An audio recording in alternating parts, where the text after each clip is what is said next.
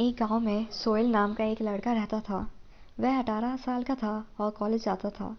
सोहेल अपनी उम्र के अन्य लड़कों की तरह ही पढ़ने और लिखने में औसत कौशल था।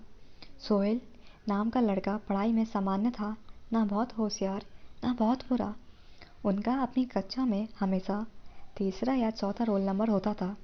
सोहेल भी प्यार में विश्वास करते थे और हमेशा के लिए प्यार और शादी करने के लिए एक लड़की ढूंढना चाहते थे। जयपुर कॉलेज की छात्र थी।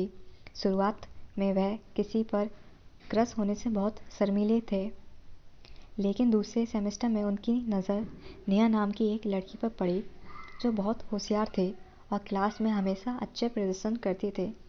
वह उसे पसंद करने लगा, भले ही वह पढ़ाई में उससे बेहतर थी। पहले तो सोहेल नियमित रूप से कॉलेज नहीं जाता था, लेकिन लड़की को देखने के बाद उसे ऐसा लगने लगा जैसे उसे हर दिन जाना पड़ता है।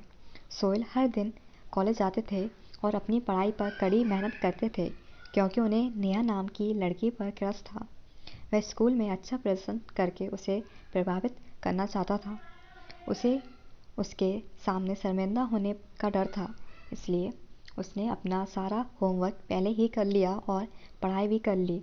उसे उम्मीद थी कि अगर वह नेहा की तरह पढ़ाई में अच्छा प्रदर्शन करेगा तो शायद वह भी उसे पसंद करने लगेगी, लेकिन इससे कुछ खास बात थी।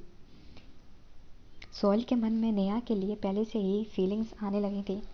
अब सोहेल वाकई नेहा को अक्सर देखना चाहता थे। वह ध्यान रखना महत्वपूर्ण है कि सोहेल हमेशा उस मेज पर बैठना सुनिश्चित करते थे जहां नेहा उनके सामने बैठ सके। जैसे जैसे वह हर दिन कॉलेज जाने रहे, वे अधिक बातचीत करने लगे, क्योंकि वह अन्य छात्रों को बेहतर तरीके से जानने लगी थी। नेहा कभी कभी उससे बात करती थी, लेकिन वह उसे प्यार नहीं करना चाहती थी। उसने सोचा कि वह केवल नेहा से प्यार करता है और उससे शादी करना चाहता है, लेकिन वह गलत था। जीवन सामान्य रूप से चल रहा था। स्कूल और परीक्षाएं उम्मीद के मुताबिक चल रही थी। सोहेल को अब नेहा के साथ ना रह पाने का दुख सताने लगा। मुझे नेहा पर क्रश था, लेकिन है नहीं पता था कि सोहेल भी उसे पसंद करता है। जैसे जैसे समय बीतता गया, वह सभी स्कूल में अपने अंतिम सेमेस्टर में पहुंच गए। सोहेल को अब नेहा के साथ ना रहने का बहुत दुख होने लगा था। सोहेल उदास रहने लगा, क्योंकि वह नेहा से दूर नहीं रहना चाहता था। उसने देखा कि नेहा भी परेशान लग रही थी। वह जानते थे कि कॉलेज जल्दी ख़त्म हो जाएगा और वे अलग हो जाएंगे। तो अब सोहेल इस बात से दुखी थे कि सभी लोग कॉलेज जाने की बजाय अपने अपने शहर में पढ़ाई करने जा रहे थे। एक दिन सेमेस्टर 6 की आखिरी परीक्षा के दौरान उसे बहुत दुख हुआ। सभी के लिए अपने अपने रास्ते जाने का लगभग समय आ गया था। ऐसा होने से पहले वह नेहा को बताना चाहता था कि वह उसे पसंद करता है और उसका फ़ोन नंबर लेना चाहता था, ताकि वह पूरे दिन बात कर सके। वह दिन परीक्षा का आखिरी दिन था और उसने बाद सभी लोग अपने अपने रास्ते चले गए। सुमेर और नेहा एक दूसरे से बहुत दूर रहते थे, इसलिए परीक्षा के बाद वह दोनों सोहेल के साथ घर चले गए।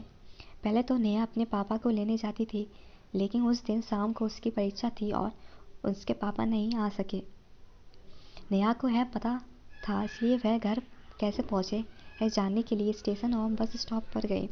सोहेल हमेशा घर जाने के लिए ट्रेन लेता था, क्योंकि वह उसके कॉलेज के करीब थी और केवल 3 स्टॉप थी। बसें और ऑटो बहुत महंगे थे, इसलिए उन्होंने ट्रेन को चुना। एक दिन सोहेल घर जाने के लिए ट्रेन स्टेशन पर इंतजार कर रहा था। तभी उसने नेहा को चलते हुए देखा। वह उसे बहुत वहाँ देखकर आश्चर्यचकित हो गया और सोचने लगा कि क्या वह भी घर जाने के लिए उसी ट्रेन से जा रही है। जब नेहा ने सोहेल को देखा तो उससे पूछा कि क्या वह ट्रेन से एक साथ घर जा सकते हैं।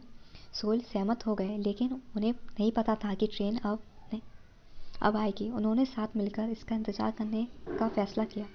फिर दोनों ने एक दूसरे से काफ़ी देर तक, करीब 1 घंटे तक बातें की।